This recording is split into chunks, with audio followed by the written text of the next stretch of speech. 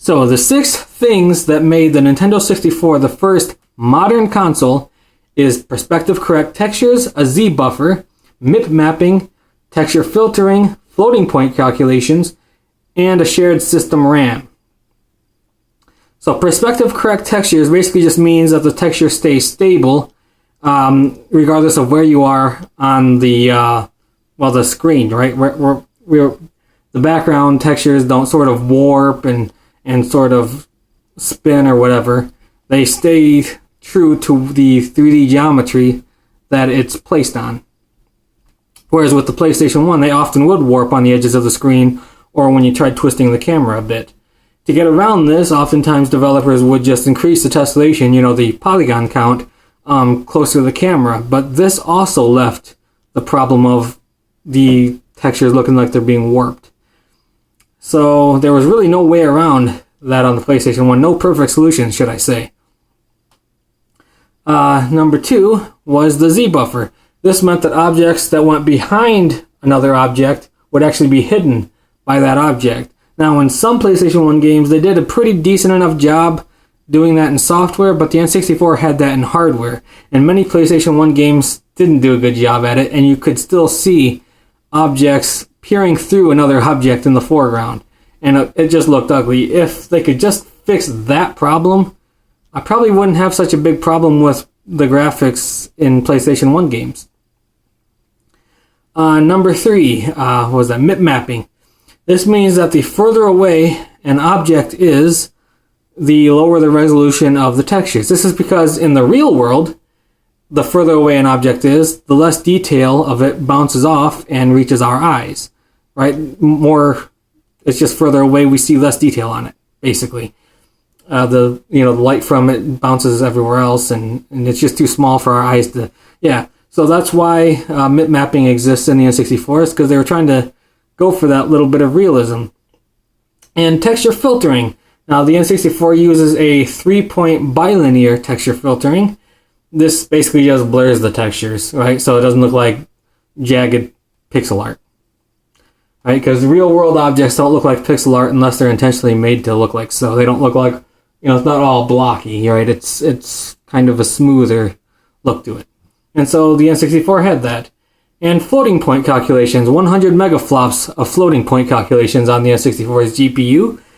This means that the 3D object, the polygons, don't bounce around in between pixels. They transition smoothly in between them.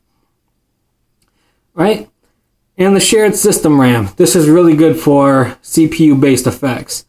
And developers can just use the system RAM there instead of trying to figure out, okay, these CPU-based things have this amount of RAM, these GPU things have this amount of RAM to work with. No, it was just a shared system RAM in general, and it worked pretty well for that. Now, there are some shortcomings of the N64. The cartridges, while really good for loading times, they were pretty much non-existent. And, the bandwidth of it was pretty high, much higher than what you could get with a CD. So that was one advantage of cartridges, but the downside, of course, was the limited amount of storage. The highest amount of storage a Nintendo 64 cartridge had was 64 megabytes, and that was in the later years of its life.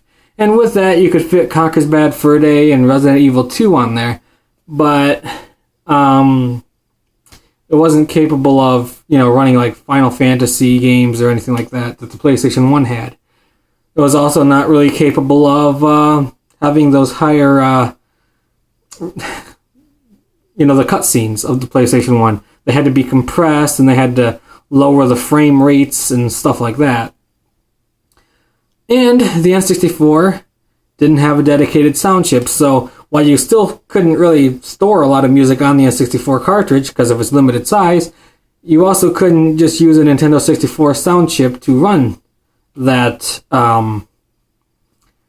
music. So you had to use it in software, and it had to be done, for the most part, in MIDI, and with a few recorded sound samples here and there. Plus, the system RAM, while it had high bandwidth, and it had more RAM than the PlayStation 1 had, the RAM latency was also high, so that was kind of hard for the developers to get around.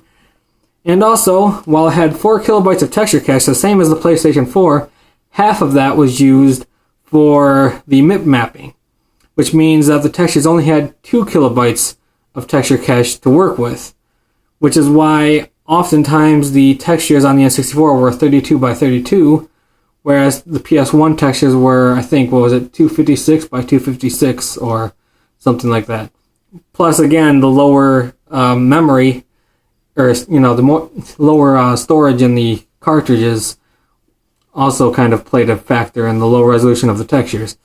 So, while the N64 did have its shortcomings, it was still in many ways the first modern console, because it has things in it that none of the other 5th gen consoles had, and that 6th gen and up take for granted. Right? It had programmable shaders in its graphics card, for Christ's sake. That's, for 1996, that's insane. Right? The creator of Doom, I think, was it John Romero, said that the N64's push for a sort of, CGI-based graphics, reality-based graphics, I forget what exactly what they call it.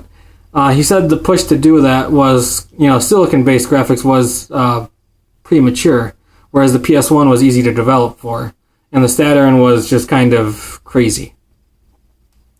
So the N64 was ahead of its time, maybe a bit premature in what it was trying to do, but it was pretty much the first of the modern consoles as far as we know. Yes, it couldn't do HD, it didn't have bump mapping abilities, blah blah blah, didn't have internet capabilities really, except for the 64DD, but nobody really bought one of those for it.